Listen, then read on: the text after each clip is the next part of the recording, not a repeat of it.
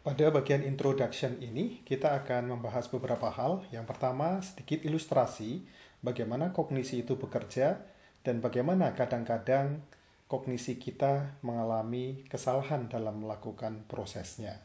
Pada bagian yang kedua, kita akan mencoba melihat konsep dasar dari ergonomika. Ini sedikit review dari apa yang sudah dipelajari di kuliah sebelumnya.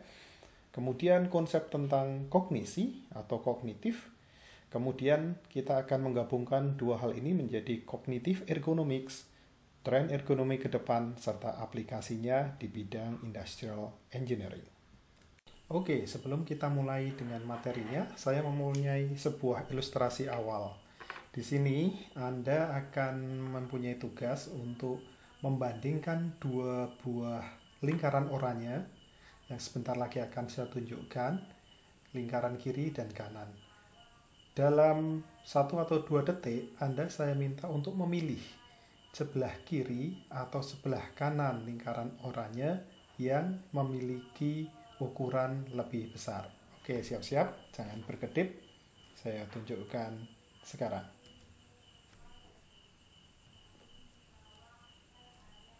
Kiri atau kanan? Oke. Nah, Anda sudah memutuskannya? Baiklah. Sebagian besar, saya akan sambil tunjukkan sekarang lebih lama. Oke, sebagian besar dari kita saat diberi tugas untuk membandingkan, jadi akhirnya membandingkan itu merupakan salah satu contoh dari proses kognitif manusia antara lingkaran kiri dan lingkaran kanan yang berwarna orange, maka sebagian besar dari kita akan dengan cepat menjawab bahwa lingkaran yang sebelah kanan, yang ini adalah yang lebih besar, sementara yang kiri lebih kecil. Nah, sekarang coba kita lihat, kalau Anda diberi waktu yang jauh lebih lama untuk membandingkan, mungkin Anda akhirnya akan mengambil penggaris dan secara teliti membandingkan, mengukur lingkaran yang sebelah kanan dan yang sebelah kiri. Dan Anda boleh percaya dengan saya bahwa sebenarnya lingkaran yang kanan dan yang kiri ini ukurannya sama besar. Memang benar, yang kanan terlihat lebih besar. Kenapa? Karena adanya lingkaran-lingkaran abu-abu yang ada di sekitarnya. Padahal kita tahu bahwa informasi tentang lingkaran abu-abu ini sebenarnya tidak relevan dalam tugas kita saat membandingkan lingkaran orange. Tetapi pada saat manusia melakukan proses kognitif membandingkan di sini, secara sadar atau tidak sadar, kita itu membandingkannya secara relatif. Lingkaran orange yang kanan terlihat lebih besar karena Anda secara relatif membandingkannya dengan lingkaran abu-abu yang kecil-kecil di sekitarnya. Sementara yang di sebelah kiri terlihat lebih kecil karena secara sadar atau tidak kita membandingkannya dengan lingkaran abu-abu di sebelah kiri. Ini Dan Ariely menyebutnya sebagai why everything is relative even if it shouldn't be. Salah satu ilusi yang sangat terkenal yang disebut sebagai Ebbinghaus illusion. Nah, dari ilustrasi yang sangat sederhana ini, saya setidaknya akan bisa menyampaikan dua hal. Yang pertama, membandingkan, memberi judgement adalah salah satu contoh proses kognisi manusia. Di dalamnya kita akan menggunakan indera mata untuk menangkap stimulus, gambar dalam hal ini, kemudian akan memproses di dalam otak kita dengan cara membandingkan. Itu adalah proses kognisi yang terjadi di sini, dan ternyata hasil perbandingannya tidak akurat. Jadi itu adalah contoh dari proses kognisi.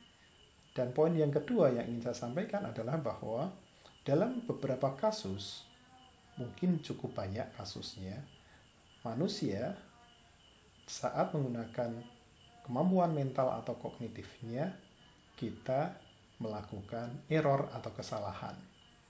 Anda bisa bayangkan, untuk tugas yang sangat sederhana seperti ini, kita sudah melakukan kesalahan. Bagaimana kalau kita membicarakan tugas-tugas yang jauh lebih rumit, yang menggunakan proses kognisi, proses mental, atau proses berpikir.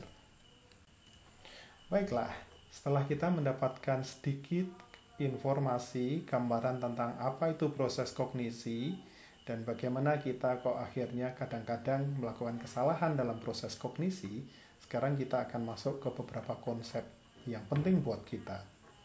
Introduction to Cognitive Ergonomics, tentunya mau nggak mau kita harus merecall kembali. Yang pertama adalah apa itu ergonomika. Ergonomika adalah ilmu tentang ergonomi. Nah, kemudian apa itu ergonomi? Kita akan pelajari sebentar lagi. Salah satu konsep yang paling sederhana saat kita bicara ergonomi adalah konsep yang saya tulis di slide ini. Ergonomi adalah mencocokkan, mengharmoniskan sebuah tugas dengan manusianya. Mencocokkan sebuah tugas dengan manusianya. Fitting the task to the human.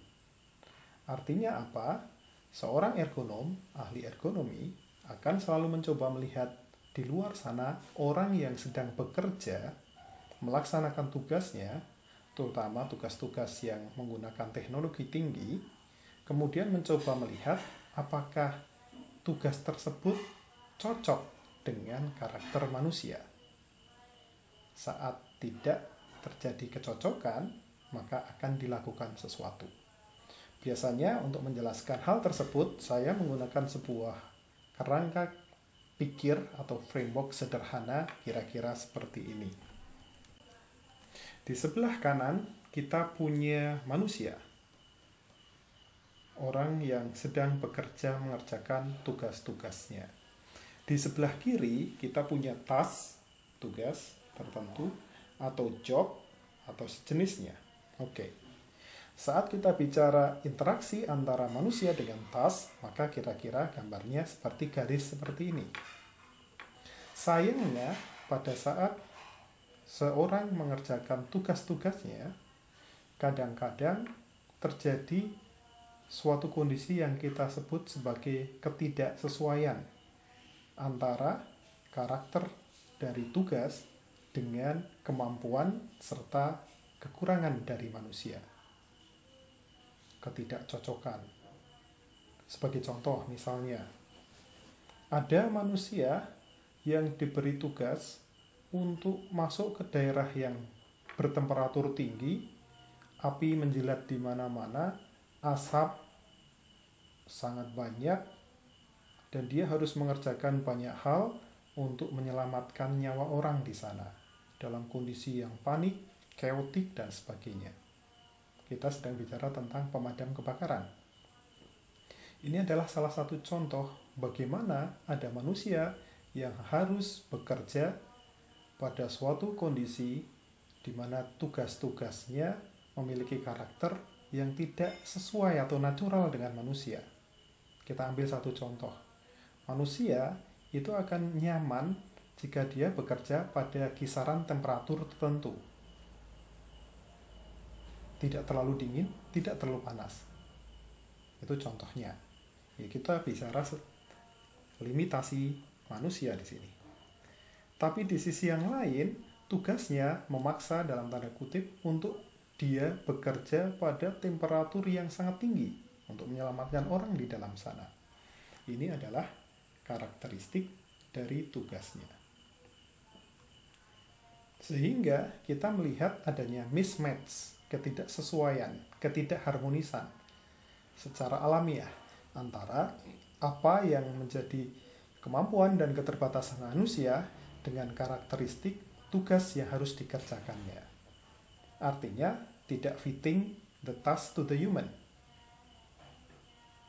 Dari sisi ergonom, analis ergonomi, jika kita menemukan kondisi seperti ini, maka kita harus menyempurnakan garis ini menjadi sebuah segitiga.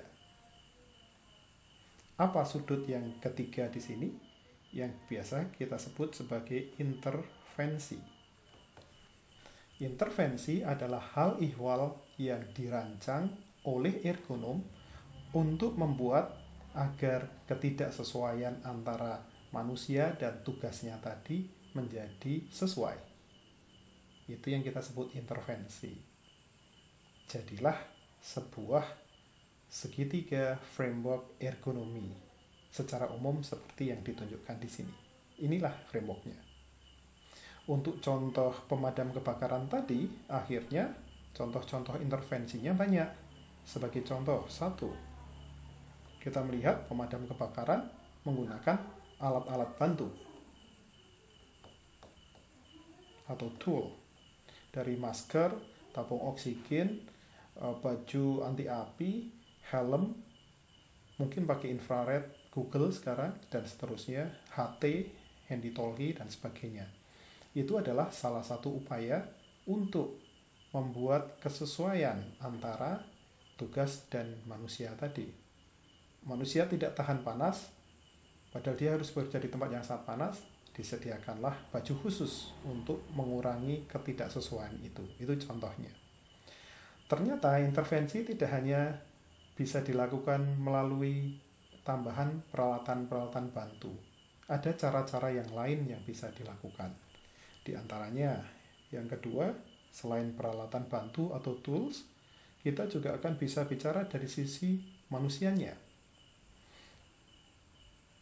Pemadam kebakaran direkrut dengan screening tertentu, dipilih yang fisiknya kuat, dan seterusnya. Jadi kita bicara tentang seleksinya dari sisi human resources. Setelah diseleksi, kita juga akan bicara tentang training. Mereka akan diberi training yang khusus tentang hal-hal seperti ini. Bagaimana menghadapi asap yang seperti itu, dan seterusnya. Kemudian yang keempat, di samping training dan seleksi, mereka juga dilengkapi dengan standar operating procedure. Misalnya, setelah 30 menit berjibaku, mereka harus ditarik keluar. Itu SOP-nya. Apapun yang terjadi, tarik. Kemudian diganti dengan yang lain. Dan seterusnya. Nah, inilah yang kita sebut sebagai triangle atau segitiga framework ergonomi secara umum. Dan kalau kita lihat contoh untuk pemadam kebakaran tadi, maka di sini kita sedang bicara ergonomi fisik. Kenapa? Karena tugas atau jobnya itu lebih mengandalkan fisik. Jadi, contoh pemadam kebakaran yang barusan kita bicarakan itu bicara tentang ergonomika fisik. Fitting the task to the human by designing some intervention dari alat bantu, human resources, maupun standar operating procedure. Baiklah, jadi kalau misalnya task atau tugas dan pekerjaan dari seseorang manusia sudah cocok dengan karakteristik manusia, limitasi maupun kemampuannya, apa sih yang dikejar? Ada dua tujuan utama dari ergonomika secara umum. Yang pertama adalah meningkatkan well-being atau kebahagiaan dari karyawan atau orang yang mengerjakan tugas tadi. Ini yang pertama. Yang kedua, jika kita bisa mencocokkan dengan antara tugas dengan manusianya, maka kita juga mengharapkan meningkatnya produktivitas dari karyawan yang sedang kita observasi tadi. Jadi ada dua, well-being and productivity. Orang awam mungkin hanya mengasosiasikan ergonomi dengan kenyamanan. Kursi yang nyaman, meja yang ergonomis, meja yang nyaman. Tapi buat kita yang belajar secara serius tentang ergonomi, kita paham betul bahwa yang dimaksud dengan ergonomi punya dua tujuan yang jauh lebih luas dibandingkan dengan nyaman. Nyaman hanya bagian dari well-being. Well-being bisa apapun, bisa banyak hal, tidak hanya nyaman. Dan kita masih punya tujuan kedua, yaitu meningkatkan produktivitas. Nah, kira-kira seperti itulah cara pandang kita sebagai engineer saat melihat ergonomi atau ilmu ergonomi. Nama lain dari ilmu ergonomi adalah Human Factors Engineering. Jadi selalu kita melihat dalam perspektif bahwa ada sebuah sistem, entah sudah existing ataupun sistem yang sedang akan dirancang, di dalamnya ada manusia yang mengerjakan tugas tertentu dengan karakteristik tugas yang sudah ada, kemudian manusianya memiliki kemampuan dan keterbatasan. Sebagai engineer, kita akan mencoba mendeteksi ada atau tidak kesesuaian atau ketidaksesuaian antara task and human tadi.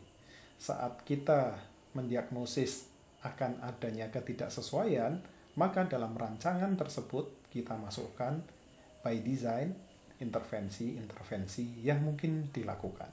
Kira-kira seperti itulah frameworknya.